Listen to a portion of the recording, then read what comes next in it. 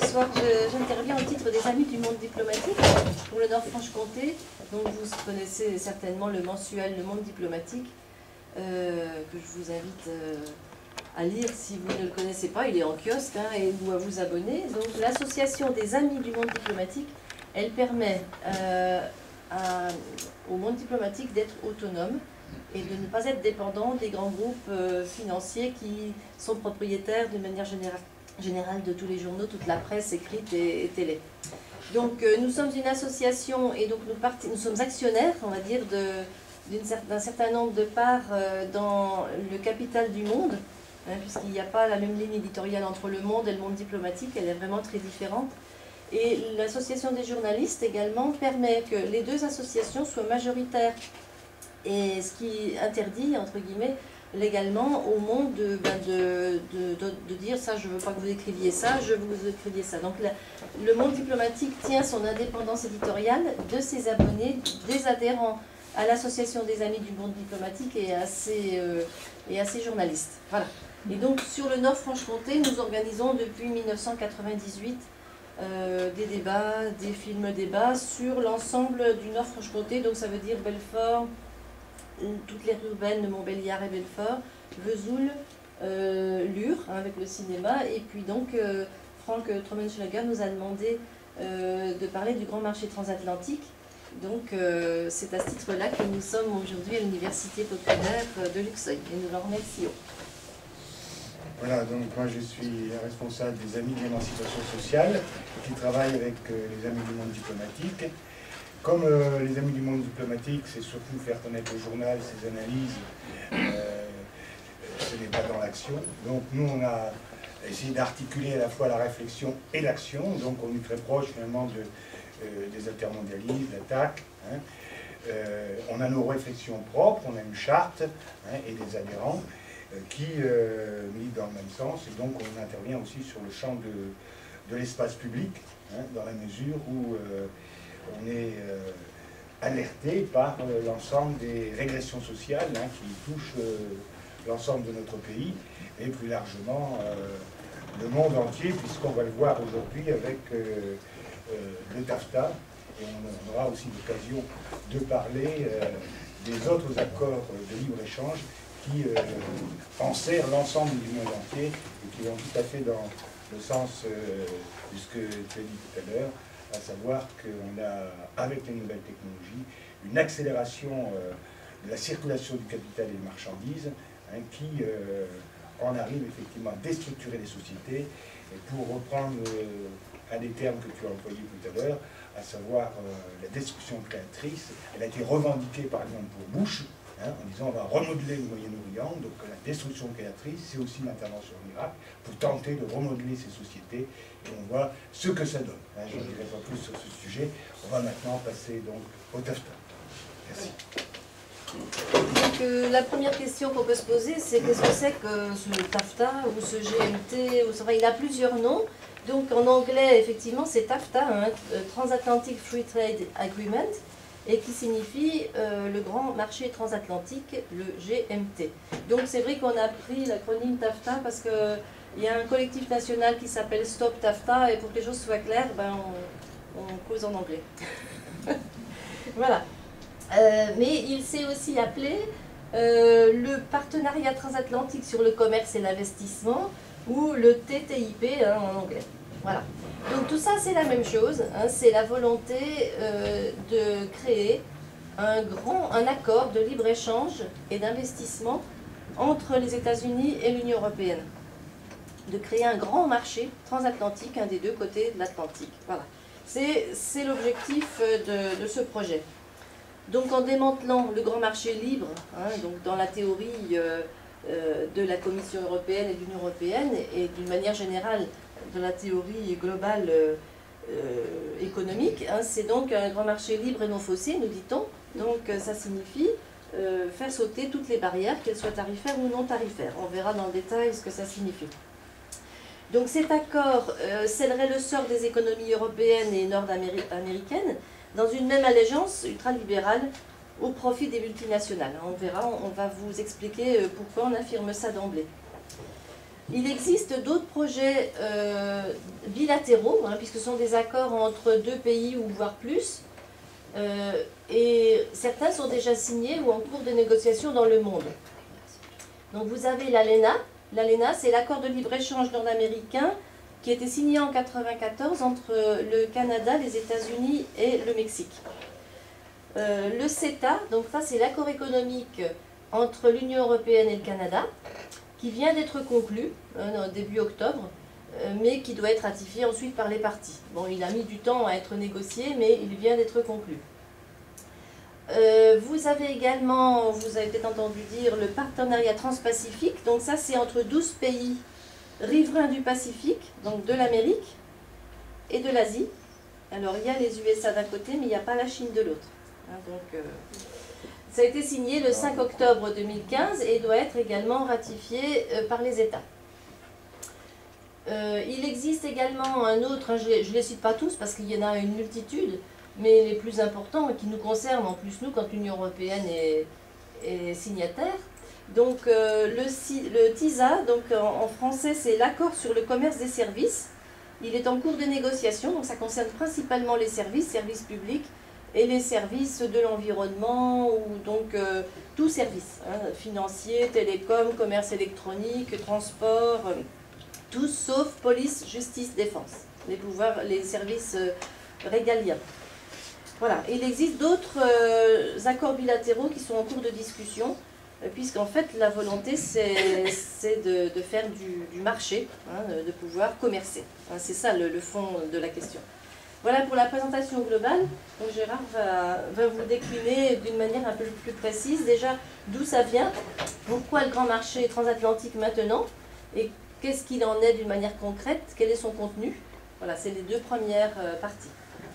Alors pour comprendre la raison de ce grand marché transatlantique, moi je vais l'appeler comme ça, en français, il faut le resituer dans son contexte et dans son contexte historique. En fait, c'est un processus historique qui s'est mis en place avec la mondialisation libérale, puisque dès 1995 a été mis en place l'Organisation mondiale du commerce. L'Organisation mondiale du commerce qui voulait faire en sorte que l'ensemble des pays soient libéralisés, que les tarifs douaniers effectivement soient plus ou moins supprimés pour tous les pays. Et on a eu un cycle de réunion de l'Organisation mondiale du commerce qui s'est traduit par un échec. Donc le grand marché transatlantique vient comme le résultat d'un échec, celle de l'Organisation mondiale du commerce, j'y reviendrai tout à l'heure. Alors, en 1995, c'est la création de l'OMC, et l'échec intervient vers 2007. L'Organisation mondiale du commerce naît aussi de l'effondrement de l'Union soviétique et de ce qu'on a appelé pendant toute une période de la superpuissance américaine qui voulait régler finalement l'ensemble du monde selon ses propres normes. Et il vient également à une période très précise qui est celle de la fin de ce qu'on a appelé nous les 30 glorieuses, mais qu'on peut aussi décliner sous la forme de la politique keynésienne et fordiste. Après, je vous rappelle simplement que la politique keynésienne a été mise en place après la Deuxième Guerre mondiale, avec la volonté, pour reprendre le mot de Keynes, d'euthanasier le rentier. Et euthanasier les rentiers, pour Keynes, ça voulait dire quelque chose de très précis, hein, à la suite de la grande crise de 1929-30, à savoir ne plus permettre les grandes crises financières, la grande crise financière de 1929-30 qui a amené donc la montée du nazisme et de la guerre. Mais ce qui s'est passé à la fin des 30 glorieuses, c'est les années 70, 74, 75, c'est la saturation des différents marchés qui s'étaient déroulés sous le principe à la fois keynésien et fordiste. Fordiste, j'y reviens. Hein, Ford disait, bon, moi je produis des bagnoles et je paye suffisamment mes ouvriers pour qu'ils achètent des bagnoles. Je ne sais pas tout à fait en ces termes, mais c'est ce que ça veut dire. Et avec la saturation des marchés, la crise de surproduction relative qui s'est produite dans les années 74-75, la solution qui a été trouvée, ça a été la mondialisation libérale, et donc la libéralisation du capital financier pour pouvoir tenter de résoudre cette crise et de faire en sorte que les multinationales se développent. Et on a vu apparaître les fusions-acquisitions qui ont permis effectivement aux grands groupes transnationaux maintenant de conquérir des marchés, des niches qui résultaient de la période keynésienne, à savoir tous les services publics qui étaient interdits d'accès, bien entendu, aux multinationales. Donc l'échec de l'OMC, ça signifie qu'il y a des pays réticents qui n'ont pas voulu marcher dans la combine, entre guillemets. C'est-à-dire que la mondialisation financière, elle se fait aussi avec l'idée de conquérir des marchés, notamment dans les pays du Sud, et, pour prendre un exemple, de faire en sorte que les produits agricoles de France ou d'Europe puissent effectivement pénétrer ces marchés, au détriment, bien entendu, des paysans de ces pays, qui, voyant des produits agricoles sur leur marché, par exemple africain, ont été amenés à s'appauvrir, puis à aller finalement s'agglutiner dans les villes, des grandes villes d'Afrique. Pour toujours prendre cet exemple, on peut prendre d'autres continents, c'est la même chose, et de commencer ces grandes migrations dont on sait les conséquences aujourd'hui. Comme il y a eu cette résistance, cette réticence, donc on a arrêté les cycles de conférences de l'OMC, et on a voulu les contourner. Enfin, c'est surtout les États-Unis qui ont voulu les contourner, et enfin les puissances occidentales. Donc, comme a dit Odile, il y a eu l'ALENA. Bon, je ne reviens pas sur tout ce qui s'est mis en place pour contourner toutes les accords bilatéraux qui ont été conclus ou qui sont en voie de signature. Et puis on a eu la grande crise de 2007-2008. C'est-à-dire que ce qui s'était produit finalement, bien entendu sous des formes différentes, à savoir la libéralisation du capitalisme et sa financiarisation, on a vu réapparaître les grandes crises qui avaient été quand même jugulées pendant toute la période keynésienne. Il y a eu d'abord la crise asiatique, il y en a eu d'autres, et ensuite celle de 2007-2008. Alors il faut bien voir le paradoxe incroyable, c'est-à-dire la rapacité du capitalisme signifie, pour cette crise de 2007-2008, c'est-à-dire qu'on a poussé les gens effectivement à consommer sous forme d'un crédit libéralisé et inciter les gens insolvables aux États-Unis en particulier d'avoir une propriété, d'avoir leur maison, alors qu'on savait qu'ils seraient dans l'incapacité de rembourser. Alors ça a pu durer quand même plusieurs années, dans la mesure où les banques rachetaient à vil prix les habitations que les gens ne pouvaient pas payer, parce que c'était des taux variables. Je ne vais pas se détailler là-dessus, on pourra en revenir dans la discussion. Jusqu'au moment où finalement il n'y avait plus de personnes pour racheter aux banques les habitations à vil prix. Donc il y a eu cette bulle financière qui a éclaté, et elle a éclaté dans le monde entier, parce qu'avec la circulation du capital, avec la titrisation, l'ensemble des banques étaient polluées par ces crédits pourris, comme on les a appelés, et dans la mesure où, avec ce modèle de titrisation, on mélangeait finalement des crédits pourris avec d'autres, et on permettait de faire en sorte qu'ils puissent inonder l'ensemble des marchés, et y compris français. Alors des pays ont été plus ou moins touchés, ceux qui ont été touchés, c'est ceux effectivement, et en Europe, qui ont développé l'immobilier à outrance. On pourra reparler par exemple de l'Espagne si vous voulez. Cette crise systématique, ça a signifié bien entendu le sauvetage financier des banques, qui n'est pas terminé, ça aussi on pourra y revenir, qui amène par exemple la BCE à racheter des dettes des États, et l'Allemagne actuellement a pris au scandale, puisque ça pourrait aussi provoquer des bulles, voire hyperinflation. Enfin, ça je laisse de côté. Pour effectivement rembourser les dettes, il faut une politique d'austérité. Politique d'austérité qui pèse bien entendu sur l'ensemble des ménages. On voit qu'il y a une logique là qui est à l'œuvre, puisque bon, c'est les créanciers finalement qui sont prépondérants dans le système, et il faut que les États qui ont sauvé les banques puissent rembourser les créances. Et la solution à trouver, c'est finalement continuer la même maladie, c'est-à-dire développer encore plus la financiarisation de l'économie pour tenter de surmonter cette crise.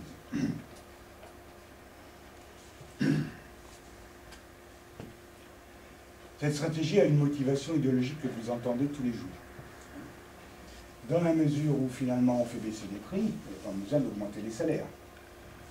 Dans la mesure où finalement pour être plus compétitif et plus flexible, il faut dénoncer le coût du travail. Donc il faut que le salaire indirect, les retraites, les prestations sociales diminuent. Il faut donc que aussi les salaires diminuent, voire en Grèce. Il faut supprimer un certain nombre de services publics qui coûtent cher, et permettent effectivement au capital d'investir ces secteurs qui sont, du moins les secteurs qui sont rentables dans les services publics, ou dans la santé. Et puis, bon, développer la précarité, être flexible, c'est très... pour reprendre une expression qui a été utilisée il y a quelques années, il faut que les salariés aillent de projet en projet et non soient pas enfermés dans une profession. Ça, c'est l'aspect idéologique, mais sur l'aspect beaucoup plus pratique, ça signifie que, effectivement, puisqu'on doit pouvoir quand même vivre convenablement, il faut des produits beaucoup moins chers, et pourquoi pas le poulet lavé au chlore, on y reviendra, qui vient des États-Unis, parce qu'il sera forcément moins cher que le poulet fermier. Et puis avec l'idée de tête chère, on ne peut pas faire autrement, il n'y a pas d'alternative. Ça qui nous a été souligné pendant des années et encore aujourd'hui. Alors il y a d'autres aspects qu'il faut développer, c'est par rapport à ce qu'on nous dit, c'est l'idée que c'est un processus finalement où il n'y a pas de coupable, où il n'y a pas de responsable. Et je voudrais dire le contraire, parce que c'est des contre-vérités, puisque tout ça a été très organisé. Je vous rappellerai que la création de l'OMC en 1995, qui résulte d'une rencontre entre Clinton, la Commission européenne et l'ensemble des grands patrons américains et financiers, qui a décidé d'un agenda déjà de 100 objectifs communs et décidé des décideurs communs qui devaient faire des recommandations 2 fois par an. Ça s'inscrivait dans le cadre de l'OMC. Pour accélérer finalement les négociations au niveau mondial de l'OMC, l'Europe et les États-Unis s'étaient mis d'accord pour dire, bon, nous, on va se présenter en commun pour faire avancer les choses en préservant nos intérêts à l'Organisation mondiale du commerce. En 1988, la même chose, et de façon encore plus forte, c'était la décision d'un partenariat éco-transatlantique avec une coopération renforcée pour supprimer toujours les entraves à la concurrence, au commerce du capital et des marchandises. Le 30 avril 2007, suite à l'échec de l'OMC, il y a une rencontre en Europe entre Bush, Barroso de la Commission européenne, Merkel qui représente le Conseil des chefs d'État et de gouvernement, qui décide de l'institution d'un Conseil économique transatlantique, et ça à la veille donc de la crise de 2007-2008. Ça va retarder la crise de 2007-2008, effectivement, ces négociations pour le grand marché transatlantique, dans la mesure où ils vont avoir d'autres préoccupations. Mais il n'empêche que le 30 février 2013, c'est Obama, Van Rompuy comme président de l'Union européenne, et Barroso de la Commission européenne, qui décide de donner mandat à la Commission européenne, hein, pour négocier directement avec les États-Unis.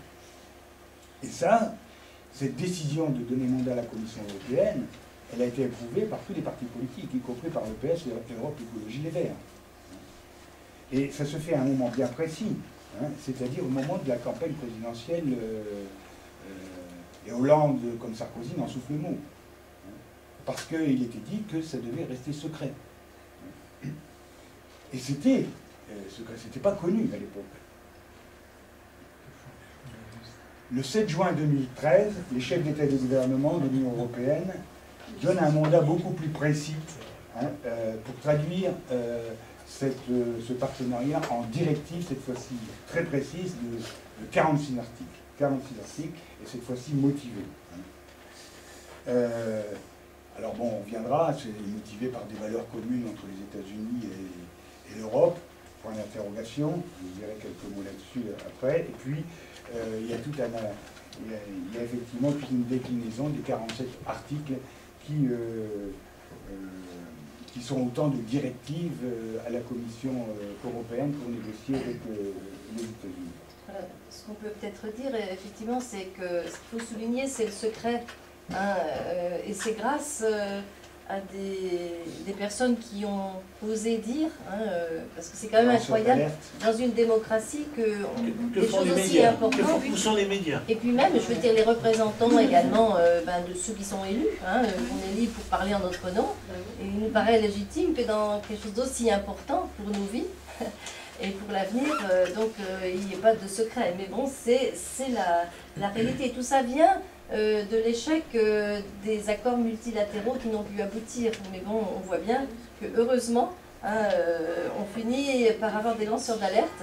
Et donc, c'est juste pour... si vous avez des questions à poser, vous pouvez en poser maintenant. Ensuite, on passera à autre chose d'un peu plus profond pour qu'il y ait une interaction peut-être. Mais donc, il y a Raoul Margenat qui a écrit un petit livre, bon, qui malheureusement il a eu tellement de succès qu'il n'y en a plus. Donc Raoul Margenat, c'est un docteur en sciences politiques, spécialiste des relations internationales, des questions européennes, et qui a beaucoup écrit sur l'Organisation mondiale du commerce, sur l'Europe. Hein, il a écrit plusieurs livres. Et donc il a décrypté, tout comme il l'avait fait au moment, vous savez, du référendum de 2005 sur le traité constitutionnel européen. Il avait fait la même chose, c'est-à-dire il a décrypté ce qui se cache derrière les lignes, quelquefois que nous on ne décrypte pas parce qu'elles sont très techniques. Bon, c'est quelque chose vraiment qui analyse les 46 articles de ce projet, mais bien entendu qui doit être négocié d'une manière plus fine. Mais ça, on y reviendra tout à l'heure. Donc si vous avez des questions particulières déjà sur tout ce qui a été dit, n'hésitez pas. Hein, Donc la finance briefe bien nos médias, hein, pour éviter. Oui, tout à fait. D'ailleurs, le monde diplomatique a fait... Il n'y a que les extrémistes de gauche ou de droite qui en parlent un peu, mais surtout ils ne sont pas bien, on ne doit pas en parler. Absolument. D'ailleurs, ça a été dénoncé dans le monde diplomatique, hein, puisque maintenant, l'ensemble des grands médias est aux mains effectivement de la finance, oui, de grands groupes, hein, comme lui, vous connaissez, de la télé. Je ne vais pas répondre là-dessus. Mais c'est vraiment très dramatique pour la question de l'esprit critique et de la liberté d'information. Et en ce sens, ce qui a été dit tout à l'heure par rapport au monde diplomatique est réel, hein, mais il y a peu de journaux maintenant. Bon, moi, en tête, j'ai le Canard enchaîné, hein, voilà. Puis encore Politis, mais j'en vois pas d'autres, quoi. J'en vois pas d'autres. Bon, si vous voulez, je peux peut-être voilà, donc oui, on va aborder maintenant donc qu'est-ce qu'il y a qu'est-ce qui est si important. Hein. Bon, on ne va pas rentrer dans les détails, sinon on va y passer la soirée complète. Ensuite, il y a donc l'idée importante aussi de la justice quand les États ne sont pas d'accord. Qu'est-ce qui peut se passer? Donc il y a une justice privée qui s'est organisée et qui boucle bien le système. Et puis ensuite on abordera les réactions, hein, donc ceux qui disent stop à ça, et surtout où en sont les négociations aujourd'hui. Il y a un autre petit livre on n'a plus qu'un exemplaire qui a été fait par un journaliste du Monde, qui est peut-être un peu moins radical que ce que je vous dis, mais le contenu est excellent et quelqu'un veut l'acheter, il n'y a pas de problème après.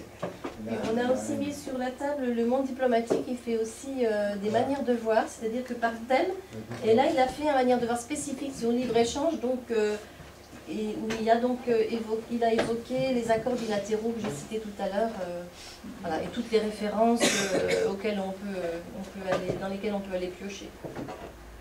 Donc je vais revenir sur la question de ces 47 articles, enfin ce document qui a été réalisé par la Commission européenne.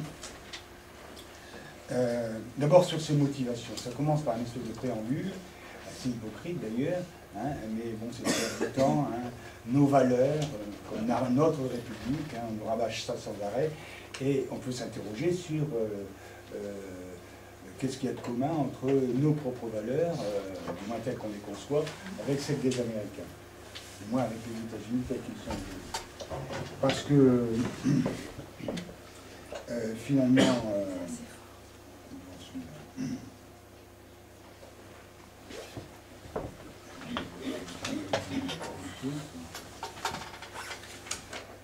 finalement, le commerce des armes, par exemple, c'est pas une valeur commune entre les États-Unis. Il faut savoir que la peine de mort. La peine de mort. Elle n'est pas abolie aux États-Unis. Voilà, j'y suis. Voilà. L'incarcération sans preuve et sans jugement, c'est possible aux États-Unis. Vous avez Guantanamo en tête. Les tortures délocalisées dans les pays, notamment certains pays européens et l'Égypte, bon, bah, c'est permis aux États-Unis. Les USA ne sont pas signataires de conventions internationales sur les droits de l'enfant, c'est peu connu, mais sur la diversité culturelle non plus. Ils n'ont pas ratifié la Cour pénale internationale, ni ratifié l'Organisation internationale du travail, ni ratifié la Convention sur la biodiversité, sur le changement climatique non plus, puisqu'à Copenhague, ils n'ont pas ratifié. Là, bon, Kerry vient de dire qu'il ne faut surtout pas, Jean Kerry vient de dire qu'il ne faut surtout pas que ce soit contraignant. Voilà, donc ça, ces motivations déjà sont assez hypocrites, mais font partie de la novlangue, de la langue de bois qui nous est diffusée pour faire admettre un certain nombre de choses à la population, surtout que, comme on le disait à l'instant, il n'y a pas une diversité de journaux avec l'esprit critique pour que la population, l'opinion puisse se faire une idée. Alors sur les 47 articles, il faut dire que ça concerne non seulement les États, mais les subdivisions des États. C'est-à-dire, pour l'Allemagne par exemple, les Landes, pour nous les régions, les départements et les communes. Tout le monde est concerné. Et il faut faire sauter, alors je vais reprendre un certain nombre de termes qui sont employés dans ces 47 articles qui sont très significatifs. Il faut faire sauter, guillemets, les obstacles réglementaires inutiles. Inutiles. Et il faut faire prévaloir le moins-disant. Le moins-disant, c'est celui qui est le moins cher, et ça indépendamment du bien le produit. Il faut supprimer les prestations publiques dès lors qu'elles sont rentables, ou pour dire à la manière de la novlangue, pour celles dont le marché peut s'accaparer, parce que le marché fera forcément mieux. C'est ce qu'on nous dit. Donc, eh bien, en ce qui concerne les assurances, maladie, les retraites, l'éducation, l'accès à l'eau, la santé, les loisirs, les bibliothèques, les musées, tout ça, ça doit rentrer dans le champ du marché. Donc on a l'idée de privatiser le plus possible de ces services publics, pour autant qu'ils soient effectivement rentables. Et on voit mal ce qui empêcherait effectivement que les GOZM, les pesticides, rentrent dans le marché et à la différence des États-Unis, ce que faire sauter les États-Unis, c'est ce principe qui a été adopté sous la poussée surtout du mouvement écologique, le principe de précaution. Puisque les États-Unis raisonnent à l'inverse.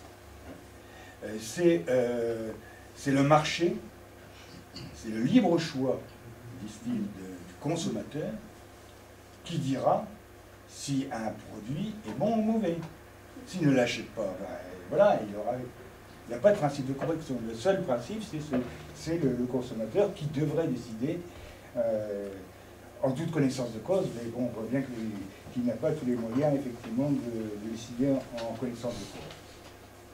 Priorité, donc, à la concurrence, c'est la priorité du droit du plus fort, hein, pour produire moins cher, et c'est l'entrée du capital dans toutes les activités. Alors, dans le texte, qui est très alambiqué, des 47 articles... 46. 46. Je viens de vérifier. J'avais mal lu, alors je sais pas, il n'y a pas une vue tout à fait opérationnelle. Pour ça que je ne m'y retrouvais plus tout à l'heure. 46 articles. Il y a l'emploi du conditionnel en ce qui concerne les garanties. On nous parle des garanties de l'emploi, mais c'est deux vrais. Mais quand ça concerne l'abaissement des normes réglementaires, hein, normatives, là c'est une injonction, devra. Donc ça c'est très, en matière juridique, c'est très clair, quoi. Hein, devrait, bon, on verra bien.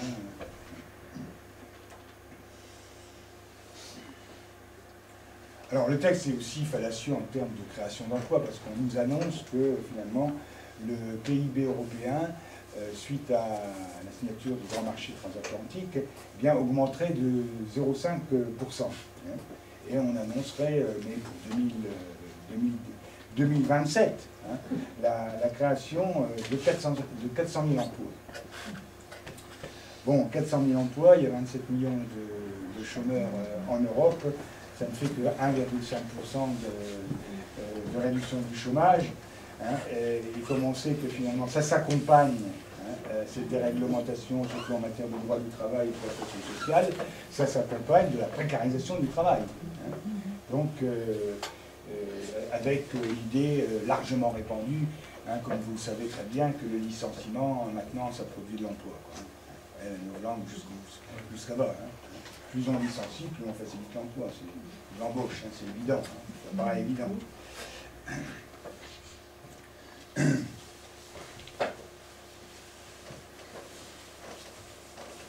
J'en passe maintenant à ce que signifie ce grand marché transatlantique et l'ensemble des accords qui sont en voie de conclusion, qui ont déjà été signés, qui est en fait la domination des firmes transnationales, hein, et le fait que juridiquement, maintenant, c'est elles qui vont, s'il y a des différends entre États, organiser un arbitrage privé.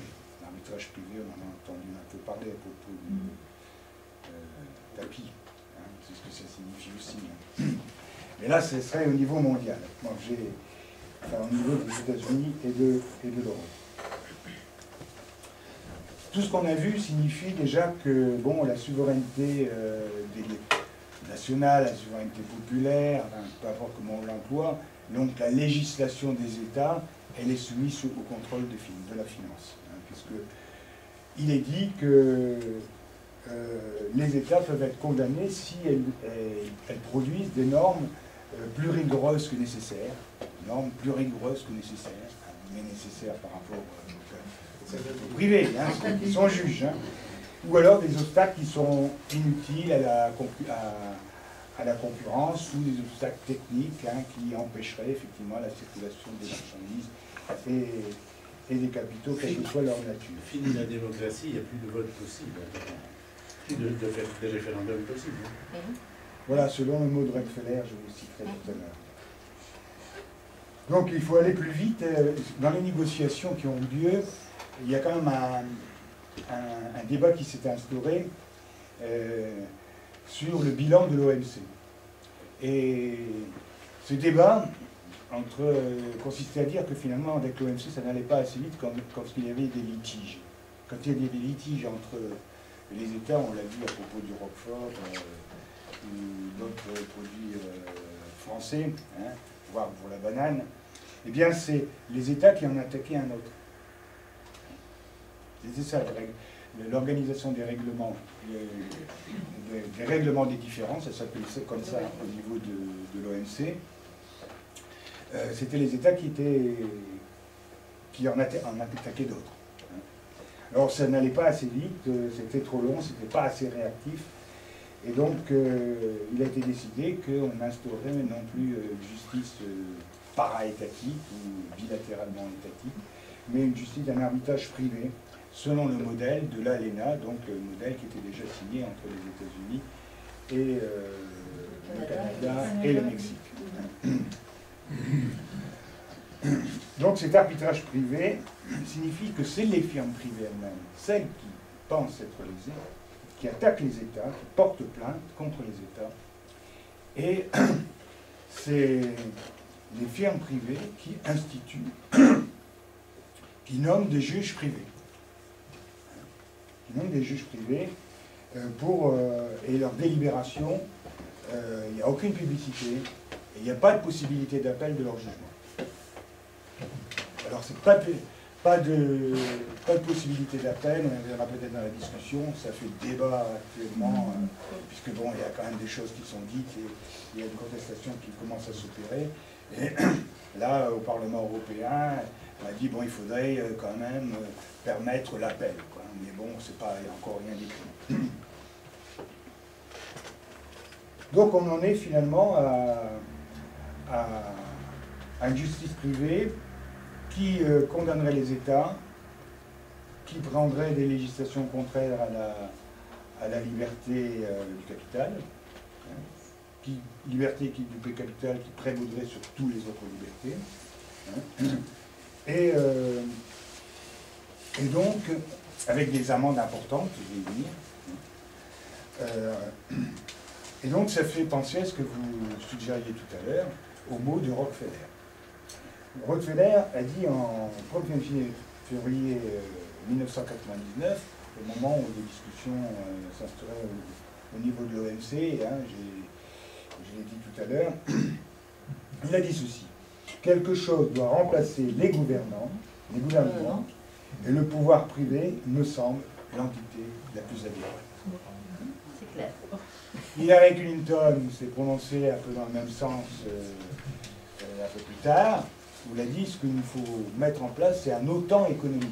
Donc la suprématie des puissances occidentales, et ça par rapport aux pays émergents et à la Chine. L'Allemand Karl de Gucht, qui est un commissaire européen, a dit le poids du monde occidental doit s'affirmer. Parce qu'on est dans une situation bien précise, hein, on ira peut-être dans les discussions, c'est qu'avec les pays émergents et au niveau du développement de la Chine, qui a été à un moment donné l'atelier du monde, hein, qui a profité, finalement fait baisser l'ensemble des prix, mais maintenant est en capacité de supplanter les États-Unis. Hein, et la deuxième puissance mondiale. Bon, pas par rapport à la vie de vos habitants, mais par rapport à sa puissance économique. Ce qu'on peut dire, en fait, c'est que c'est une privatisation du droit. Hein, c'est quelque chose qui est quand même assez incroyable au niveau du concept. C'est vraiment privatiser tout, même le droit. Et c'est vrai que pour proposer d'abord, je vais citer quelques exemples. On a cité l'ALENA tout à l'heure.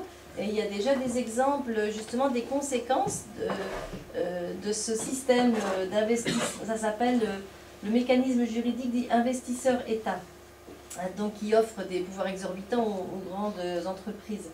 En 20 ans, donc dans le cadre de l'ALENA, le Canada a été condamné 30 fois par des firmes privées et a été sanctionné 30 fois pour un montant global de 226 milliards de dollars. C'est pas rien ce qui se joue. Il y a quelques exemples pour vous dire voilà, qu'est-ce qui peut être contesté. Le Canada, en 97, a interdit l'additif de manganèse dans le diesel, parce qu'il est jugé neurotoxique. Et bien le Canada a été poursuivi par la firme US Ethyl, qui a dû payer, et donc le Canada a dû payer 13 millions de dollars de compensation et abroger sa loi. Puisque en fait, il troublait la concurrence libre. Le Canada, toujours, il avait interdit l'exportation des déchets toxiques, dans le respect d'un traité international. La firme américaine SD Meyer de traitement des déchets a contesté et a obtenu une compensation de 5,6 millions de dollars après un procès. Là, de la même manière, le Canada, toujours, la multinationale Lone Pine exploitant le gaz de schiste demande 250 millions de dollars de réparation à cause du moratoire sur la fracturation hydraulique des gaz de schiste mis en place au Québec. Donc, en France, on n'autorise que la recherche de l'exploitation des gaz des gaz de schiste. Mais avec ce grand marché transatlantique, je pense qu'on devrait s'inquiéter sur l'exploitation qui va suivre de toute façon, puisque les firmes, elles vont dire oui, mais c'est pas normal, on ne peut pas le faire en France, on peut le faire aux États-Unis, mais pas en France. Et donc il y a distorsion de concurrence, donc ça fera progresser de la recherche à l'exploitation en France. C'est assuré, hein, si le grand marché est adopté. Pas besoin de faire de référendum. Hein. C'est clair, oui. Il n'y a plus besoin de référendum, il n'y a plus besoin d'élection, oui, puisque le pouvoir, on voit bien ici. Ça fait les États reconnaissent ça. Alors, moi, je vais créer un tribunal, moi. Hein. Oui. Bah oui. Ce sera privé. En fait, alors, justement, la négociation, elle se passe comment? Elle se passe entre les experts, enfin, la Direction générale du commerce de l'Union européenne, représentée par Madame Malmström, et les ministres concernés par le sujet, le commerce. Donc nous, en France, c'était Madame Brick qui était ministre du commerce extérieur, oh mon Dieu, qui a négocié, donc, qui est présente, qui était, puisqu'elle ne l'est plus, hein, ministre, c'est Monsieur Feckel, hein, maintenant, qui est ministre du commerce extérieur. Donc, ils participent aux discussions, c'est-à-dire qu'ils ne peuvent pas dire c'est les technocrates de l'Europe, bien sûr qu'ils sont présents, la Commission européenne, c'est sûr qu'ils sont présents, mais c'est quand même eux qui acceptent que ces propositions soient faites. Alors, on n'en est pas encore dans l'adoption, hein, on va voir tout à l'heure où on en est, mais malgré tout, ils acceptent d'écrire, de laisser écrire des projets de ce type. C'est vrai que c'est inquiétant pour la démocratie et pour d'autres pouvoirs à nous. Donc, il y a encore quelques petits exemples, hein. L'Allemagne, elle a décidé de fermer 2 centrales nucléaires après Fukushima, et la société suédoise Vattenfall réclame 4,7 milliards au gouvernement allemand dans le cadre de la charte de l'énergie. Voilà, donc on en arrive à ça. Et il y a, il y a aussi en Australie, en Uruguay, hein, dans les autres, tous les accords bilatéraux sur ce même modèle, c'est calqué en fait, hein, c'est des choses qui existent déjà. Je voulais aussi dire qu'il y avait dans ces outils des institutions nouvelles, il y a aussi une règle, la coopération réglementaire. Ça, c'est quelque chose dont on parle moins, mais qui est aussi dangereux. C'est-à-dire qu'on nous dit l'accord est vivant. Les négociations, donc s'il y a ratification, hein, on verra par le Parlement européen, enfin bon, il y a une procédure. S'il y a ratification, l'accord, malgré tout, est vivant, donc les discussions, les négociations se poursuivront après l'accord. Et il y aura un comité qui va exister, donc qui aura toute compétence pour examiner les réglementations que les États vont proposer et pour dire attention, non, ça ne va pas, on n'est pas d'accord, ça ne correspond pas du tout à l'esprit du grand marché, il faut me retirer cette clause-là, et donc ils auront pouvoir sur les règles instituées dans les États. Donc ça va vraiment très loin. Quoi. Ça veut dire qu'il n'y a plus besoin d'État, il n'y a plus besoin de gouvernement, il n'y a plus besoin de guignols pour faire les pantins, on tire des ficelles, il n'y a plus des guignols. Quoi. Ça rejoint un peu les propos d'Emmanuel Macron. Mais est-ce que, quand j'anticipe peut-être, vous me dites, mais une fois si le traité passe, s'il est adopté, y a-t-il une possibilité de revenir en arrière, de rétroaction finalement de la part des... C'est le contraire, ce qu'on appelle l'effet cliquet. C'est-à-dire que à partir du moment où ils vont se mettre d'accord, ils ne vont pas forcément se mettre d'accord sur tout. Hein. Il y a des choses qui, par exemple, sont des résistances très fortes de la part des Américains. J'ai eu hein. Mais les négociations, comme vient de le dire Odile, vont continuer pour libéraliser toujours plus. Là, il y a une discussion, parce que les Américains sont très libérales pour les autres, mais très protectionnistes aussi pour eux. D'autant plus que chaque État, c'est un État fédéral, a ses propres règles. Et les États fédéraux ne veulent pas que les marchés publics, leurs propres marchés publics dans chaque État, puissent être pénétrés par Bouygues ou compagnie, enfin tous les multinationales françaises, anglaises, américaines. Hein. Donc ils sont très réticents à ça. Hein. Donc il est possible que ça ne se passe pas du jour au lendemain, mais on va toujours dans ce sens-là. Et l'effet cliquet, c'est justement l'impossibilité, ou du moins ce qu'on dit, hein, l'impossibilité de revenir en arrière. C'est comme tous les traités européens d'ailleurs. Hein. La clause de non-retour et l'effet cliquet. Voilà, la clause de non-retour, elle empêche tout service de revenir à un niveau de libéralisation inférieur à celui de la date d'entrée en vigueur du traité. Donc il y a un petit exemple, hein, le rétablissement de monopoles publics, par exemple, sur la gestion de l'eau. Hein, mettons qu'une collectivité, elle veut revenir sur la gestion de l'eau, une commune, elle dit, bon, on va remunicipaliser, et bien elle ne pourra pas. Impossible. On ne peut pas revenir en arrière. On peut prendre l'exemple aussi, parce que ça concerne la vie quotidienne, les restaurations collectives gérées par la municipalité. Et à partir du moment où c'est privatisé, c'est terminé. On ne peut revenir en arrière. Avec ces règles-là. Il y a plusieurs... Il y a d'autres exemples. À partir du moment où une restauration collective fait appel au marché, elle est bridée, elle ne peut pas faire appel au marché, comme c'est encore le cas aujourd'hui, en disant en privilégiant les produits locaux. Hein. Ça va à l'encontre de la liberté du commerce. On ne peut pas faire de semences bio, par exemple, et les vendre. Voilà. C'est défendu, mais sans taux d'intérêt. Donc effectivement, il y a plusieurs clauses importantes. Il y a celle du traitement national, qui interdit toute discrimination entre les entreprises étrangères et nationales, qui délivrent un même service. Donc exemple, la France devrait financer un hôpital étranger qui s'installerait sur son territoire à la même hauteur que ses établissements publics. Puisqu'en fait, il doit traiter tout le monde de la même manière. Donc, bon, c'est vrai qu'à la vitesse où vont la disparition des services publics, on en aura peut-être beaucoup plus à défendre, mais bon, malgré tout, la nation la plus favorisée, ce qui est accordé à un pays doit l'être à tous les autres. Si la France accorde une subvention à une entreprise allemande de lutte contre les termites par piégeage, par choix politique écologique, elle devra le faire pour toute entreprise étrangère qui lutte aussi contre les termites, même si c'est avec des produits toxiques. Donc c'est vraiment des règles, tout est vraiment bouclé, c'est clair. Hein.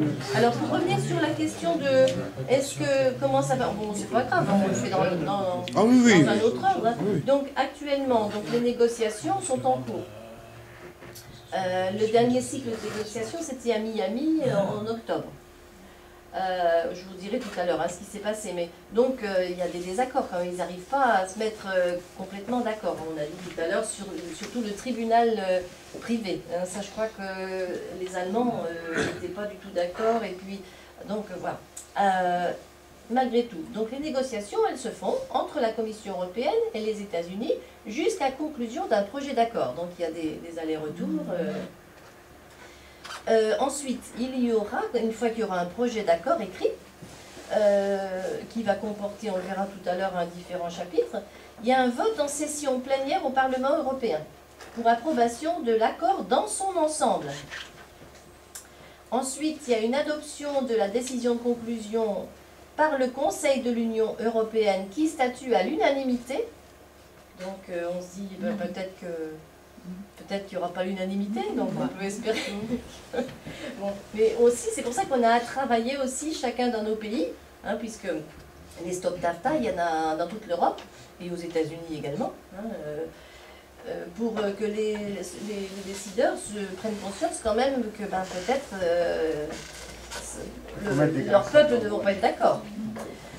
Ensuite, il y a ratification au niveau national, mais alors, comme les règles ne sont pas les mêmes dans les pays sur les ratifications, en France, là, on ne sait pas encore si le Parlement sera obligatoirement consulté, parce qu'en France, soit c'est par le seul président de la République, si l'accord est considéré comme commercial, mais si l'accord est considéré non seulement commercial, mais aussi social et environnemental, il y a obligation de consulter le Parlement.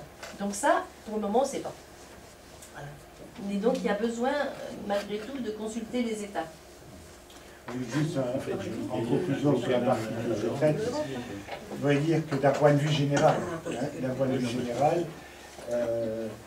les risques qui risquent d'advenir, si effectivement il y a cette conclusion du grand marché transatlantique, on pourrait résumer en 4 ou 5 grands chapitres. D'une part, l'importation massive américaine de soja, de blé, d'OGM et de pesticides, plus rien n'empêchera effectivement qu'ils inondent le marché. On assistera par conséquent à une concentration, industrialisation de l'agriculture et de l'élevage, qui est déjà le cas, mais ça s'accélérera. On a en tête les 1000 vaches, mais c'est déjà ce qui se développe, grandement en Allemagne, et avec l'achat de terres dans l'Europe de l'Est par les financiers. Donc une concentration des terres et aussi, du point de vue de nos paysages, une désertification des campagnes. Déjà, tout ça est en cours. Alors une alimentation dégradée, c'est sûr, les poulets lavés aux hormones, le bœuf... Au chlore, les poulets lavés au chlore. Lavés au chlore et le bœuf aux hormones. Tous les antibiotiques qui contiennent. Ouais. Antibiotiques plus hormones, Voilà. Autre chose sur la dégradation de l'environnement. On a déjà les algues vertes en Bretagne, mais je disais dernièrement que maintenant la Vendée et la Normandie est touchée par ces algues vertes, et ça continue. Donc si effectivement il y a une dégradation de l'environnement, on risque de voir effectivement des catastrophes de ce type se poursuivre, quoi. La marchandisation des biens culturels, ça c'est déjà plus ou moins en route aussi. Et quand on dit que seuls échappent à la concurrence les principes régaliens, ben ça il faut aussi se poser la question, parce que ce qui se développe de plus en plus, que j'entendais à la radio avec les attentats, qu'il était question d'avoir des milices privées, quoi, pour suppléer effectivement au manque de la police. On a déjà en tête ce que font les Américains avec les mercenaires. Et puis en ce qui concerne la magistrature, eh bien, on a l'arbitrage privé. Donc on voit mal comment ça pourrait, ce rouleau compresseur pourrait s'arrêter si le peuple ne se lève pas, quoi. En fait, le code 21 qu'on nous annonce, c'est uniquement de l'enfumage. Tout à fait. En fait, effectivement, vous avez raison, c'est complètement contradictoire. À tout ce qu'on dit là. Voilà, de dire on va faire une conférence sur le climat pour lutter contre le réchauffement climatique, et par ailleurs, on voit qu'on ouvre... Il n'y a plus de règles, les règles non tarifaires, il faut les supprimer, donc c'est complètement contradictoire, c'est vrai. Ah, oui. Il suffit d'avoir en tête, et puis tu le sais peut-être mieux que moi, avoir en tête qui sponsorise, qui se trouve dans les décideurs pour organiser. Ah oui. Voilà. Il y a les grands médias qui sont là, qui pilotent avec la finance, on nous dit, Disons que le chat est mort, la belle-fille, la Julie Gaillet avec les rapports certains, là ça marche bien les médias, mais quand c'est sérieux on n'en parle plus. En marge de la COP 21, effectivement, c'est un sujet un petit peu mais peu importe, c'est bientôt. Donc il y a une exposition de grande teneur au Grand Palais qui est organisée par la ministre de l'Environnement, et donc où on va trouver des solutions, solution 21 ça s'appelle, solutions alternatives. Bon, on dit tiens, pourquoi pas, sauf que ces financés seront présents notamment Suez Environnement, Veolia, Vinci, Bouygues bien sûr, mais aussi donc Monsanto, et puis aussi Avril, Total, je sais pas, Total, j'ai pas vu, mais bon, peut-être. Mais aussi Avril, donc c'est donc M. Xavier Belin, le président de la Fédération nationale des syndicats exploitants agricoles, qui est donc patron de cette multinationale. Donc voilà, donc on y trouve tous ceux qui ne font rien pour que les choses s'améliorent au niveau du réchauffement climatique. Voilà. Donc ça mais c'est vrai que la Commission européenne aussi, j'ai un petit chiffre là, la Commission européenne passe 90% de son temps avec les lobbies industriels dans le cadre du TAFTA. Ça c'est un article qui est paru dans Bastamag. C'est vraiment 83% au cours des 6 premiers mois de l'année 2015. 83% des 121 réunions à huis clos qui se sont déroulées autour du TAFTA, à Bruxelles, ont impliqué des lobbyistes d'affaires. 83%. Donc parmi eux, on retrouve en particulier la Fédération Business Europe, qui regroupe 40 organisations patronales, dont le MEDEF, la Transatlantic Business Council, qui représente 70 multinationales européennes et états-uniennes, l'Association des constructeurs européens d'automobiles, le Conseil européen de l'industrie chimique, le lobby de l'alimentation et des boissons en Europe, la Chambre de commerce des États-Unis, bref, la société civile, quant à elle, qui peut être représentée par des associations écologiques, environnementales ou autres, elle n'est pas présente. Elle est consultée, voilà, pas très longtemps, quoi. Voilà, elle est consultée pour la forme. Voilà, donc on peut peut-être passer à justement, certains se sont levés contre ce grand marché transatlantique, et c'est important de dire qu'il existe des choses dans tous les pays d'Europe, et j'ai dit aux États-Unis, mais on a moins de renseignements, mais donc les fuites, puisque tout s'est passé grâce à ça, donc ça a mis très en colère Madame Malmström, qui a dit, et puis maintenant d'ailleurs elle resserre les comptes rendus, ils vont plus être distribués à tout le monde, ça va être que les ministres concernés, et puis certains pourront venir consulter aussi à Bruxelles, mais dans un endroit clos, c'est vraiment... Pas le droit de faire des photocopies. Non. Alors donc ces fuites-là, elles ont permis d'alerter sur les méfaits de ce grand marché transatlantique, de mobiliser tous ceux qui ont intérêt à le faire capoter, donc les paysans, parce qu'on voit que tous les domaines qui sont dans ce grand marché touchent toute notre vie. Donc ils touchent autant les paysans, les petits producteurs bio ou respectueux de l'environnement, les consommateurs, les usagers des services publics, les salariés, les travailleurs, les patrons des PME, et d'ailleurs il y a un mouvement des patrons de petites et moyennes entreprises qui sont hostiles au traité de libre-échange. Alors en Allemagne, il est important, en Autriche et en Belgique. Et ils sont organisés, quoi, en fait. En Allemagne, c'est 1600 entreprises qui sont regroupées pour dire on n'est pas d'accord. 1700 entreprises en Autriche. En Belgique également. En France, pour le moment, non. La CGPME, la Confédération Générale du Patronat des petites et moyennes entreprises, elle est d'accord avec le grand marché transatlantique.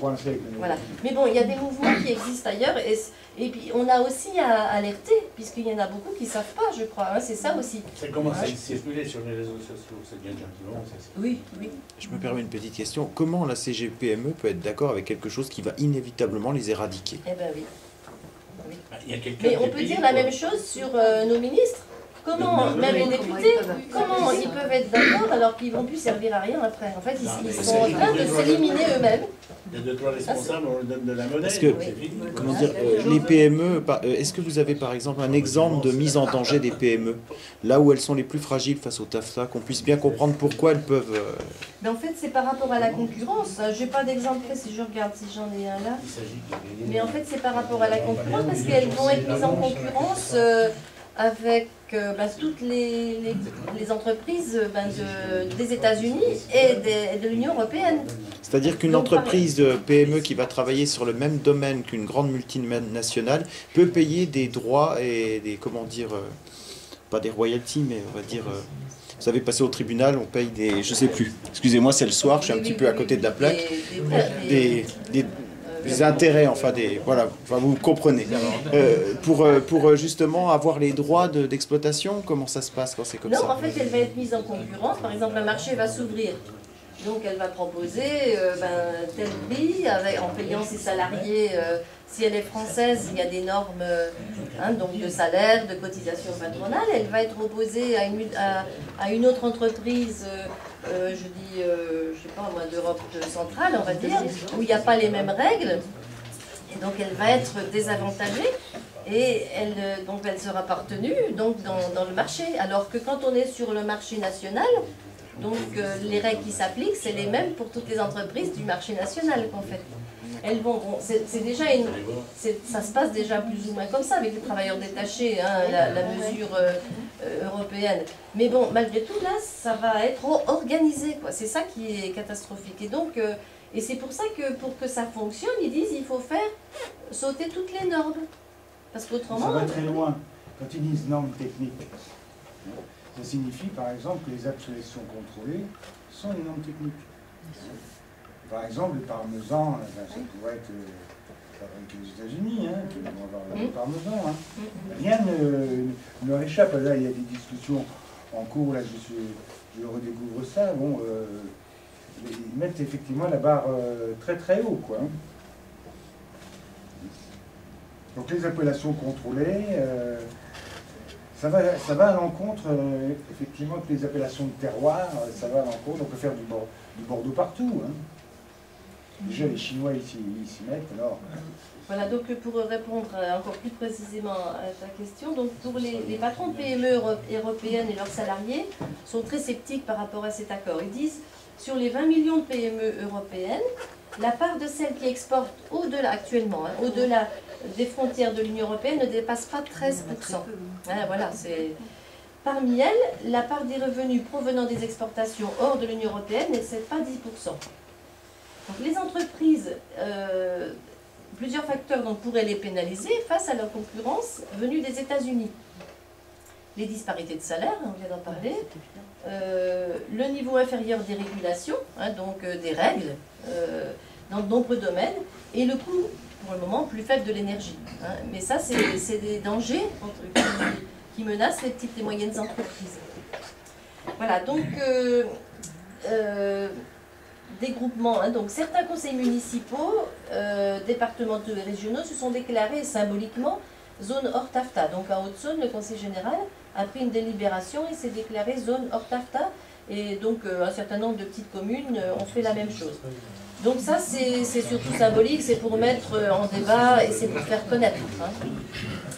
Au niveau national, donc des collectifs Stop TAFTA se sont constitués en réseau.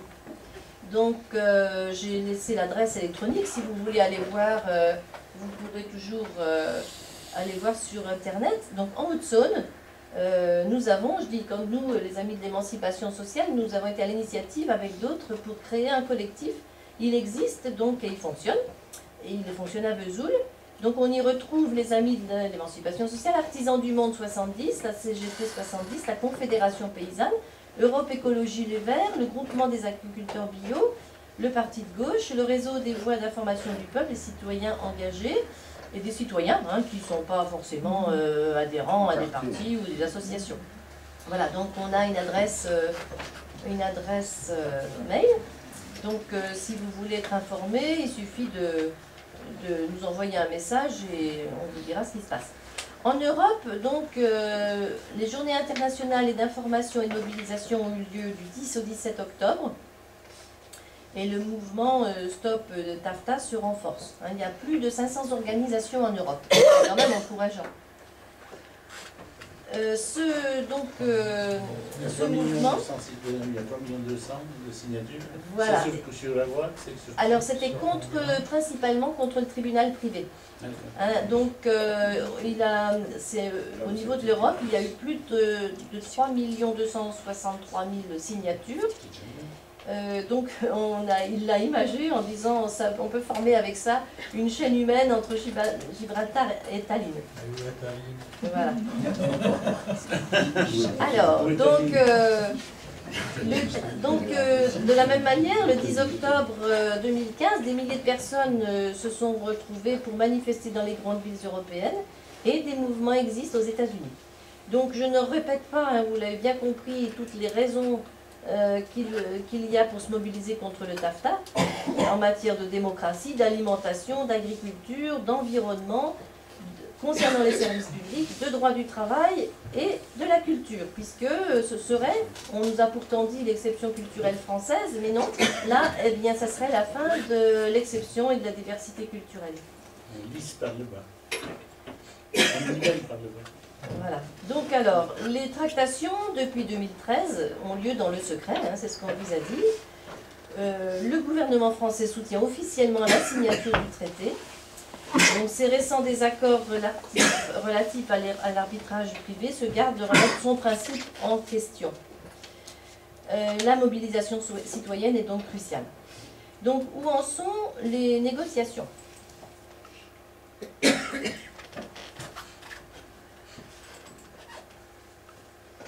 Donc donc, comme je vous l'ai dit tout à l'heure, hein, c'est donc Madame, sous la direction de Madame Malmström que se réalisent les négociations. Donc elle a été très mécontente des fuites et elle a décidé donc de resserrer les modalités d'information des États membres. Hein, c'est même pas nous, mais c'est des États membres. Donc les comptes rendus seront très généraux, les détails diffusés à une infime minorité, uniquement les ministres, leurs équipes, et les eurodéputés dans une salle sécurisée à Bruxelles. Mon Dieu. Voilà. Bon, je pense qu'il y aura quand même encore des informations. Une fuite. Oui, des lanceurs d'alerte. Voilà. Donc c'est vrai que les élus allemands n'ont guère apprécié, puisque eux, ils avaient des renseignements qui leur venaient officiellement. Donc ils ont été très mécontents, mais apparemment, ça ne sera pas remis en cause. Donc, que s'est-il passé à la dernière session de négociation qui s'est déroulée à Miami en octobre? L'ambiance nous a... Enfin, je l'ai lu, hein, les informations, je les tire de l'AITEX, c'est l'association des scientifiques, experts... techniciens, ingénieurs... Voilà, merci. Ingénieurs, techniciens, experts... voilà. Donc... L'association très proche de TAC, d'ailleurs. Oui. Pour certains, voilà. L'humeur était très morose. Donc, il y a eu proposition de réforme de l'arbitrage privé, parce que ça, c'est quelque chose quand même qui dérangeait un certain nombre d'États. Mais la Chambre américaine de commerce, qui est très présente, premier lobby industriel au monde, a jugé cette proposition de transformation inacceptable. Donc, on n'en parle plus. Ça sera comme ça. Donc, on arrête. Voilà. Les États-Unis, enfin l'administration, hein, a refusé de discuter d'un certain nombre de points clés pour l'Union européenne. Donc l'Union européenne, et principalement les pays d'Europe de l'Est, voulaient donc rediscuter, faire un chapitre énergie. Donc ça, c'est pas question. C'est pas quelque chose dont on peut discuter. On ne peut pas faire d'exception, c'est dans le domaine global. De la même manière, vous voulez rediscuter de la réglementation des services financiers. C'est pas possible. Je t'arrête juste pour illustrer. Hein, pas discuter de la question de l'énergie. Laisser effectivement la liberté au capital de faire ce qu'il veut en matière d'énergie. Ça veut dire qu'on peut exploiter le gaz de schiste. Voilà. C'est ça que ça signifie. On voit bien pourquoi, en fait. C'est les lobbies industriels qui sont... De toute façon, un blanc de l'énergie, ça veut dire que ils peuvent forer, ils peuvent exploiter.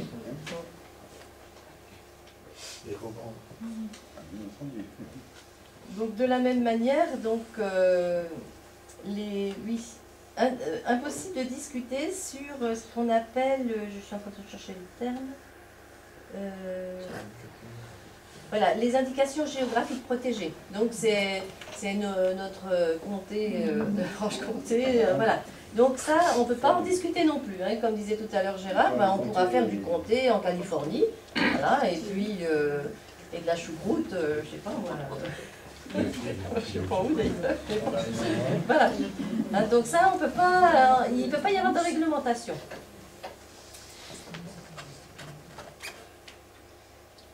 Alors, donc il s'est quand même discuté un certain nombre de choses, parce que le traité, il est fait, je vais descendre juste en dessous pour vous montrer.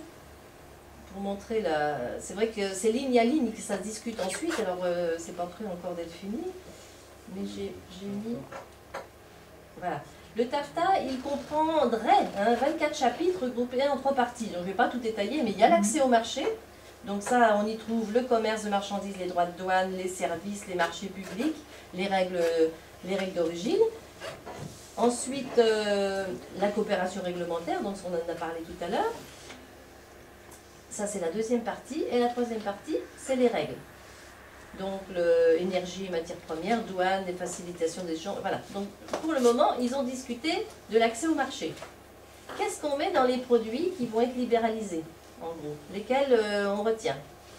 Donc, alors, c'est ici. Voilà. Donc, la négociation qui avait commencé, l'Europe avait dit, nous, on a 80 96% des lignes tarifaires qui seront libéralisées. On est d'accord. C'est quoi une ligne tarifaire? C'est celle où il y a des tarifs douaniers. Donc l'Union européenne a déjà dit 96% libéralisés complètement, 4% protégés. Bon. Il y a 97 et 3. Alors maintenant, donc à Miami, ils sont même allés un peu plus loin, ils ont dit 97% et 3% protégés. Par contre, on ne sait pas ce qu'il y a dans les protégés. Il n'y a pas de... On ne sait pas, ça n'apparaît nulle part. Donc tout ça, alors, Bon, quand on dit protégé, effectivement, c'est pas forcément ce que nous on entend par nos AOC ou nos AOP, hein, c'est pas ça. Voilà, donc ça, on ne le sait pas. Impossible de le savoir. Donc, ce qu'on sait, c'est que les produits agricoles sont bien sûr libéralisés, hein, viande de bœuf, porc, volaille. Par contre, on ne connaît pas le calendrier de libéralisation, donc il y a encore à discuter de tout ça. Bon, j'imagine que ça va quand même prendre du temps, parce que les Américains, ils ne veulent pas tout libéraliser. Ils étaient beaucoup moins ouverts à libéraliser leurs produits que l'Union européenne. On comprend aussi pourquoi. Hein, on a besoin, nous, de trouver des marchés aussi, donc on veut vendre nos produits sur un marché outre-Atlantique. Ensuite, ont été discutées donc, la question des services. Donc, l'association nous dit que les propositions sont plus qu'inquiétantes. Madame Malmström s'était engagée à protéger les services publics, parce que c'est le Parlement européen qui l'avait exigé en juillet 2015. Eh bien, l'engagement ne tient pas. L'exclusion d'un service public du marché ne sera garantie que si ce service relève des fonctions régaliennes de l'État, on l'a dit, hein, sécurité, justice et fiscalité, et s'il est fourni sur une base non commerciale et hors compétition d'acteurs privés sur le même secteur. Donc on ne va pas trouver beaucoup de secteurs où il n'y a pas d'acteurs privés qui proposent un autre service. Voilà. Donc les services, comme c'est parti dans la discussion, seront tous libéralisés, comme on dit. Sur les marchés publics, donc il n'y a pas eu d'engagement particulier, ça reste non à rediscuter. Par contre, l'Union européenne, là encore on voit pourquoi, elle a donc concentré sa demande sur 3 secteurs clés à libéraliser: l'énergie, les transports et les services environnementaux. Et donc, pour ça, elle a accepté de renoncer à exiger le démantèlement des dispositions préférentielles dont bénéficient les PME américaines. Donc, il y avait quelques contraintes qu'elle a accepté de lâcher, et parce qu'en fait, elle veut ouvrir le marché de l'énergie, des transports et des services environnementaux. Donc, quand on dit services environnementaux, moi je me disais, bon, c'est les ordures ménagères, je ne sais pas, non, ça va bien au-delà de ça. C'est l'exploration et l'extraction minière et énergétique. C'est la vente de composants et services nucléaires. C'est tout ce qui est soumis à autorisation, c'est donc des grands droits. Voilà. C'est les méga projets hydrauliques, éoliens, solaires. Donc c'est énorme. Hein. Donc c'est sûr que les grands lobbies industriels de l'Union européenne ont pesé tout leur poids auprès de Mme Malmström et de ceux qui discutent, Alstom, Bouygues, EDF, Total, Vinci, etc., pour qu'ils se réjouissent sans doute de voir que les marchés vont s'ouvrir. Les marchés états-uniens vont s'ouvrir pour eux. Voilà. Donc ça c'est aussi inquiétant parce que c'est en même temps, avec tout ce qu'on a dit tout à l'heure, toutes les normes environnementales, phytosanitaires, enfin tout ça est enlevé. Comme 21. Voilà, une raison de plus pour dire qu'on ne se fait pas beaucoup d'illusions. Donc, sur la coopération réglementaire, bon, c'est à la fois l'harmonisation des normes. Bon, ben, vous voyez ce que ça peut être. J'espère que ça... Oui, c'est sans doute vers le bas, mais pour le moment, il y a eu très peu de propositions. Ils osent mettre une clause développement durable. Bon, là, donc, s'il n'y a aucun engagement à caractère obligatoire, hein, ce sont des vœux. Là, on va retrouver de vrai, hein, le conditionnel plutôt que le futur. Et donc, il y a quand même des secteurs qui sont matière à désaccord, c'est pour ça qu'il faut discuter. Donc, on a parlé de l'énergie et des indications géographiques protégées. Voilà. Donc, l'étape de Miami, c'était une étape importante sur les offres tarifaires, parce que ça, c'est quand même énorme, quoi, hein. Alors qu'est-ce qui va être protégé? On le saura, je ne sais pas quand. C'est l'insistance donc des États-Unis pour entrer sur un nombre de marchés agricoles protégés en Union européenne. Et Bruxelles semble prête à monnayer l'accès au marché public états-unien à n'importe quel prix. Voilà, c'est les conclusions de l'association. Donc la prochaine rencontre, la prochaine négociation, c'est en février 2016. Et donc la volonté de la Commission européenne, c'est de faire valider ce projet d'accord avant les élections présidentielles aux États-Unis, donc avant novembre 2016. C'est la volonté. Ils voulaient déjà le faire adopter fin 2015, ils n'ont pas réussi parce que justement il y a eu pas mal de contestations. Et c'est tout le poids de la société civile, comme on dit, dans laquelle on est, qui est vraiment la seule chance pour qu'il y ait du retard. Je ne dis pas, si on pouvait le rejeter, ça serait vraiment très bien, mais je pense qu'on a œuvré pour ça. Hein, c'est tout le travail d'information pour alerter les gens de ce danger. Voilà la conclusion qu'on pouvait faire. Donc vous avez sans doute encore plein de questions. On essaiera d'y répondre à la mesure du possible.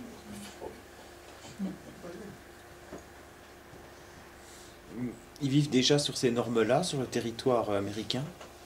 Ça fonctionne déjà comme ça là-bas, au niveau, c'est ultra libéralisé à ce point-là. Oui. Et au niveau des conséquences sociales, comment ça se passe? Pauvreté, chômage. Comment? Je dis c'est assez catastrophique aux États-Unis. Alors j'ai pas le chiffre en tête parce qu'on dit il y a le chômage a baissé aux États-Unis, il est de l'ordre de 5 ou 6%. 5 ou 6%, alors qu'il était 10 au moment de la crise. Il faut mettre ce chiffre en relation avec, comment ça s'appelle, ceux qui sont sur le marché du travail. C'est-à-dire qu'il y a à peu près, je vous en ordre d'idée, je ne suis pas tout à fait sûr de mon chiffre, il y a à peu près 65% de ceux qui peuvent travailler, qui travaillent, quoi. C'est-à-dire qu'en fait, quand on fait le rapport, on a 15% de chômeurs, quoi. Des gens qui ne recherchent plus de travail, qui ont fait le choix de ne plus rechercher de travail. Alors les raisons sont multiples, il y a plusieurs facteurs. Le fait, par exemple, qu'il faut se déplacer beaucoup plus qu'en France, c'est cher, donc les gens ils vivent avec quelques biens ou alors avec une économie parallèle, quoi. Les différences au niveau des inégalités sociales sont beaucoup plus importantes qu'en France. Je n'ai pas le chiffre, il aurait fallu qu'on le prépare. Et le troisième facteur, c'est le taux d'emprisonnement. C'est-à-dire qu'il y a énormément de gens qui sont dans les prisons aux États-Unis. Et alors ça, je n'ai pas dit dans les médias, c'est plus important qu'en Chine rapporté à la terre. C'est parce que les prisons sont privées, ils les remplissent ou... Ah oui, alors il y a aussi le fait que les prisons sont privées et sont rentables. D'accord. Parce qu'il faut travailler, vous avez vu peut-être quelques reportages, ils travaillent sur les routes, dans les conditions... Oui, il faut voir pourquoi aussi il y a autant d'incarcération, il faut voir aussi le nombre, le pourcentage des Noirs et des Mexicains. Voilà, c'est un autre débat. Ouais, nous appesantir sur les États-Unis. Les personnes travaillent jusqu'à 80 ans, c'est peu. Si elles ont de la santé. Voilà, parce que bon, il n'y a pas... des personnes, je dirais d'autres. Oui, mais le régime social n'a rien à voir avec celui de la France, c'est clair. Est-ce que les armes seront vendues en France? Oui, c'est une question. Ah oui. C'est une question. Aux États-Unis, c'est inventé. Est-ce que ça va être dans les produits protégés ou pas? Ils sont en mesure d'attaquer la France pour ça, pour obtenir le marché des armes? Oui, j'avoue que là, je ne me suis pas posé la question. Bon, il y a un débat formidable aux États-Unis. Effectivement, la libre concurrence permet d'attaquer les États. Une grande majorité, enfin une forte minorité, oui, c'est ce que c'est certains propos. Il y a des propos de certains gouvernants qui vont dans ce sens. Ou doit avoir interdire C'est la vente d'armes. Mais le lobby des armes est tellement puissant aux États-Unis, je vois mal comment. Il faudra encore beaucoup de catastrophes pour que ça change. Quel est l'intérêt des États européens dans ce traité? On comprend bien l'intérêt des multinationales, mais quel est l'intérêt des États en tant que tels? Les États sont les supports des multinationales. Bouygues n'existerait pas sans la France. Hein? Toutes les multinationales, Bolloré, LVMH, n'existeraient pas sans l'État français. Il y a une connivence maintenant extrêmement forte entre les États et les multinationales, extrêmement forte. On a tenté de l'illustrer. La politique, hein, Sarkozy n'existait pas, c'est pas possible. C'était pas le cas de la même manière pendant les 30 Glorieuses, même si, puisque bon, j'en ai parlé tout à l'heure. Pendant les 30 Glorieuses, finalement, il y avait l'idée d'un dirigisme de l'État, et les deux piliers, c'était, le premier pilier, c'était le capitalisme industriel, et l'autre, bon, qui s'est développé, le capitalisme commercial, hein, qui a d'ailleurs provoqué un mouvement bourgeoisiste à une certaine époque. Hein. C'était les deux piliers. Et le troisième pilier, c'était les banques, mais les banques étaient nationalisées, c'était l'État. Hein. Et il y a ces trois piliers. Bon, ça c'est pas nouveau, hein, vous dites ça Jean-Marc, le capital, c'est vraiment le capital financier, le capital industriel, le capital commercial, hein, essentiellement. Ouais, puis je voudrais dire aussi qu'on peut comprendre ça si on regarde bien la construction de l'Union européenne, parce que finalement dans les années 80, Jacques Delors, qui était alors président de la Commission européenne, réunit les 45 plus grands industriels d'Europe pour bâtir justement cette Europe-là qu'on vit aujourd'hui. Donc avec l'acte unique en 86 qui émerge, c'est le premier traité dans le cadre de cette libéralisation. Et on arrive à toute une multitude de traités, Nice, Amsterdam, Lisbonne, pour arriver au dernier, si je ne me trompe pas, c'est le pacte budgétaire qui soumet chaque État qu'il a ratifié à la Commission européenne, où là-haut il existe tout un tas de lobbies qui infestent les parlements. Donc même sans parler de TAFTA, on est déjà quand même dans un cadre très libéral et de plus en plus libéral. La loi Macron par exemple, même si le TAFTA n'existe encore pas, elle est là pour casser un peu plus nos acquis. Alors que il y a des questions que je me pose, et en recevant le Monde diplomatique, j'ai reçu un supplément, un petit catalogue de journaux. Parce que moi je pense qu'il y a des solutions, de toute façon à chaque problème il y a des solutions. Après c'est dans quel cadre on réfléchit. Parce que des solutions dans un cadre, dans un certain cadre, on peut peut-être ne pas trouver de solution, mais dans d'autres cadres oui. Alors pour sortir du cadre, je voudrais vous faire partager un peu les 5 lignes là du bouquin qui est dans le supplément du Monde diplomatique, là, je ne sais pas si vous l'avez vu. Donc, il s'appelle « Produire le consentement », ce livre. Donc, comment ils le décrivent? Depuis les années 30, les sociologues du travail se demandent pourquoi les ouvriers ne travaillent plus. L'auteur se demande quant à lui pourquoi les ouvriers travaillent aussi dur et ce qui les fait consentir à leur propre exploitation. C'est-à-dire que c'est peut-être aussi à un moment donné le changement de cadre de la croissance et de l'emploi qui nous est imposé par tous ces turiféraires du libéralisme, duquel il faudrait sortir. Et on se pose des questions, on voit ça souvent consommer autrement, mais il faudrait peut-être aussi, pourquoi pas, travailler autrement. C'est peut-être une question qui est nécessaire de se poser, et comment, c'est-à-dire localement. Parce que les mobilisations globales, elles sont importantes, mais quand je me lève le matin, qu'est-ce que je fais tous les jours pour lutter contre ça, quoi. On va peut-être s'arrêter à cette question, voilà. Si vous voulez répondre. Oui, ce qu'on peut répondre, c'est... Quand on parle de croissance, hein, vous entendez ça tous les jours, que vous ayez en tête, on parle de croissance du capital. On ne parle pas de croissance du bien vivre, pour croissance de l'éducation, croissance de l'avenir meilleur, de la possibilité de progresser. Non, on ne parle pas de ça. On parle de croissance du capital. Et on dit la croissance du capital est absolument nécessaire pour qu'il y ait quelques retombées quand même pour les gens, quoi. Mais en fait, on voit que ça développe la précarité. Alors, ce qui est quand même le plus incroyable, c'est que dans la période précédente, il y a eu une réduction du temps de travail importante, hein, et aujourd'hui, ça ne serait plus possible. Alors que dans la période de mondialisation, avec les nouvelles technologies, hein, on en a parlé un peu tout à l'heure, la productivité a été multipliée par 5. La productivité a été multipliée par 5, alors que la productivité dans la période antérieure n'était pas aussi importante. Hein, et maintenant, ça serait plus possible de réduire le temps de travail. Pourquoi? Parce que l'ensemble des marchés est ouvert, qu'on se protège plus aussi.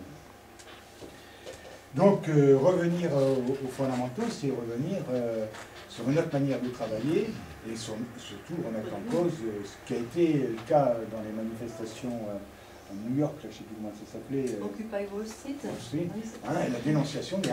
Hein, puisque finalement, l'accaparement des richesses, bon, selon les sociologues, c'est les 1 ou les 5% qui vivent comme des véritables nababs. Je ne parle pas des pays du Moyen-Orient, hein, enfin du Golfe. Hein. Vous le voyez, hein. D'ailleurs on affiche ça assez crûment maintenant, hein, sur les milliardaires, et même, comment s'appelle, Macron, là, hein. Il a déclaré qu'il faudrait quand même que la jeunesse en France ait dans l'idée qu'il y a parmi eux des gens qui pourraient devenir milliardaires. C'est le courant de la folie, quoi, hein. Aussi, un autre exemple contradictoire avec les services publics, là, et puis la COP21. Hein, il y a la COP21 pour réduire effectivement l'émanation du CO2, et puis on libéralise le transport de voyageurs, quoi, avec les bus. Les bus, on va en avoir. On a déjà les camions, mais là on va avoir plein de bus qui vont circuler. C'est des bus Pardon. C'est des bus électriques, bah oui, mais il faut bien produire l'électricité. Mais pour répondre, c'est vrai que malgré tout, à partir du moment où les peuples s'emparent de ça, en fait c'est ce qu'on est en train de faire ce soir, hein, de s'informer, déjà pour nous c'est une étape importante, puisque les peuples instruits ou les peuples qui ont compris ce qu'on leur préparait, eh ben, ils ont des opinions, la preuve, il y a des désaccords, on bloque un peu le système. Alors c'est sûr que ce qui est vraiment terrible, c'est que on n'est pas un mouvement non suffisant qui soit mobilisé par les partis politiques, les organisations, etc. Mais bon, malgré tout, moi je trouve que ce qui est vraiment positif, c'est que les personnes s'intéressent à ça et disent qu'est-ce qui se cache derrière. Et à partir du moment où on discute du fond, hein, on discute vraiment sur des réalités, automatiquement, je veux dire, si on explique bien ce que sera demain par rapport à ce qu'aujourd'hui, les gens ils ne sont pas d'accord, ceux qui subissent le système ou qui sont obligés d'en suivre les contraintes, ils ne sont pas d'accord, parce qu'on voit bien dans toute la description qu'on court, enfin, il nous semble, à une catastrophe humaine, et voilà, aussi, hein, puisqu'on va mettre en concurrence les peuples, et ça existe déjà. L'ALENA, donc, elle existe depuis 20 ans. Il y a un petit film qui a été fait par, je crois que c'est Marie-Monique Robin, il me semble, qui explique ce que ça signifie. Eh bien, les Mexicains, ils vont travailler aux États-Unis. Ils n'ont pas le choix il y a des migrations très importantes. Et là, par exemple, je ne sais plus, c'est l'ONU, je ne sais plus, qui disait qu'il y aurait, de toute façon, par rapport à ça, des migrations à nouveau économiques qui vont se réaliser. Hein, puisque s'il n'y a plus de travail dans un pays, puisque les entreprises, elles vont produire ailleurs, enfin, il y a une déréglementation totale. Donc on va aussi vers des catastrophes enfin, qui nous semble, nous, assez incroyable quoi, de penser à un système comme celui-ci. Quand on le découvre, on se dit, mais on a un petit peu de mal à croire qu'ils vont aller jusque-là, ceux qui préconisent. Hein, mais quand on décrypte les textes, c'est vraiment c'est quelque chose d'incroyable. On voit bien que la seule chose qui compte, c'est de faire du commerce, c'est de produire, peu importe si on produit des poulets ici pour les exporter, les plus mauvais d'ailleurs en Afrique, au Sénégal, et détruire l'agriculture du Sénégal qui savent élever les poulets, hein, ils n'ont pas besoin de nous pour en élever et en manger, eh bien ça c'est quelque chose qui, c'est uniquement pour le commerce. Hein, c'est le taux de croissance, c'est la rémunération des actionnaires des multinationales, voilà. C'est vraiment ça qui prime. Donc c'est vrai que renverser les choses, c'est pas simple. Il y a longtemps que ça se produit quand même, ça. Oui. Mais quelle est la position de la Chine, par exemple, ou de l'Inde, par rapport à ce genre de commerce? Alors la Chine, elle est en train de discuter un accord bilatéral avec l'Australie. Donc pour essayer de trouver aussi des marchés, elle ne commercerait plus par exemple avec la Nouvelle-Zélande. Son lait en Chine, il est exporté de Nouvelle-Zélande, j'ai lu ça récemment. Donc elle est en train de dire, eh ben voilà, je vais rediscuter avec l'Australie, on va passer un accord bilatéral, et donc le lait sera produit en Australie, sera exporté en Chine, alors qu'on pourrait imaginer qu'en Chine, on produise du lait, qu'on ne soit pas obligé de l'exporter. Il y a un débat par rapport à ça, c'est que justement le TAFTA et tous ces accords-là, ils sont en fait faits, ils viennent du fait que de l'échec des négociations à l'Organisation mondiale du commerce. Voilà. Oui, c'est ce qu'on a dit au début. Voilà, et donc c'est une manière pour les États-Unis et l'Europe de créer un bloc contre la Chine, contre les pays émergents. Et puis d'ailleurs, il y a eu à l'ONU l'année dernière, il y a eu quand même des votes à l'ONU qui sont intéressants par rapport à ça. C'est-à-dire qu'il y a qui montrent justement que c'est. Il y a par exemple il y a eu une résolution qui a été adoptée par la majorité des pays, mais pas tous ceux qui négocient le TAFTA et tout ça, évidemment, qui ont voté contre, qui crée une juridiction dans laquelle les multinationales pourront être attaquées par les États pour non-respect des droits sociaux et environnementaux, etc. Et donc tous les pays qui négocient aujourd'hui le TAFTA, le CETA et puis le TPP, ils vont voter contre. Bien sûr. Voilà, donc ça correspond à une forme de résistance. Voilà, il y a une tension en fait, dans le monde, et avec ça, les États-Unis et l'Europe, ils veulent aussi imposer leur vision au reste du monde, en fait, en espérant faire un bloc suffisamment puissant pour. Donc par rapport à votre question, on peut aussi s'en poser une autre, c'est-à-dire que la Chine est aussi à un tournant, et elle se pose.